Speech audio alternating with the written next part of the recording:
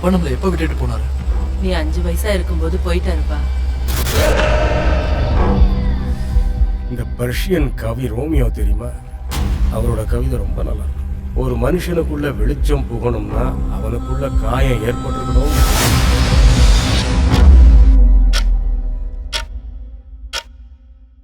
கண் சிமிட்ட எல்லாமே நடந்து முடிஞ்சிருச்சு.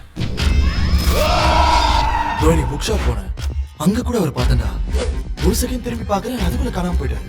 உன் மனசுக்குள்ள நிறைய கேள்வி ஓடிக்கிட்டு இருக்குன்னு எனக்கு தெரியும். அதுக்கு பதில் சொல்ல முயற்சி பண்றேன். நடுராத்திரியில மழை வருதுன்னு ஜன்னல சாத்த போனா அங்க சேம் என்ன மாதிரியே ஒருத்தனை பார்த்தேன்டா. உன்ன மாதிரியே இன்னொருத்தன் இருக்கான்னு வச்சுப்போம். ஆனா அவனுக்கு நம்ம 2 பேரோட பர்சனல் விஷயம் எப்படி தெரியும்? ஒரு எக்ஸ்பெரிமெண்ட் பண்றதுக்காக தான் உனக்காக வந்திருக்கேன். அவனும் அந்த வயசானவனும் லைஃப்ல ஓடிக்கிட்டு இருக்கானுங்க. ஏய், பைத்தியம் மாதிரி பேசிட்டு இருக்கப்போ சீரியஸ்லி. காதலிக்கிற பொண்ணு என்ன புரிஞ்சுக்கலாம், என்ன வேற யார் தாண்டி புரிஞ்சுப்பாங்க? கேள்விகளாயிரம் பதில் சொல்லும் கண்களும் மூடியவை. என் பேர் அறிவு. நான் தஞ்சாவூர்ல இருந்து வரேன். அறிவா? பேர் என்னவோ கேட்க நல்லா தான் பாருங்க. உங்களுக்கு இந்த ஊரோட ஏதோ ஜென்மத்துல பந்தம் இருக்கு. அதனாலதான் இந்த ஊரே உங்களை விட மாட்டேங்குது. போன வாரம் நாங்க அங்க வந்திருந்தோம். ஊர் ரொம்ப நல்லா இருந்துச்சு. ஆனா எங்களுக்கு டைம் தான் இல்லை.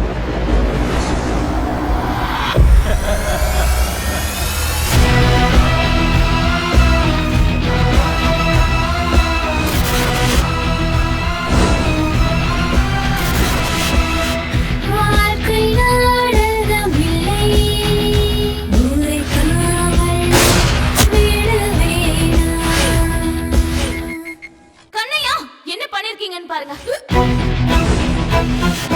இவ என்னோட மக. இவளை எங்க கூட்டிட்டு போற? உன்கிட்ட ஒரு விசித்திரமான சக்தி இருக்கு. 2 ல இருந்து 3 நிமிஷம் கன்சீவ் விடாம இருக்க முடியாது.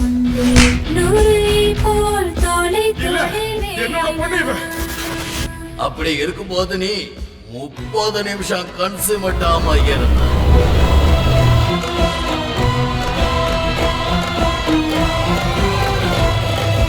ஏன் சாஸ்திரி சார், நம்ம டைம் டிராவல் பண்ண முடியும்? நான் கேட்ட நொடியெல்லாம் தோல் சாய நீதானே.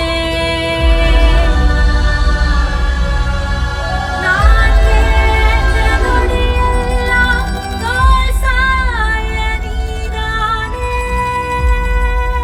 சொல்ல போனா சில கேள்விகளுக்கு பதிலே கிடையாது.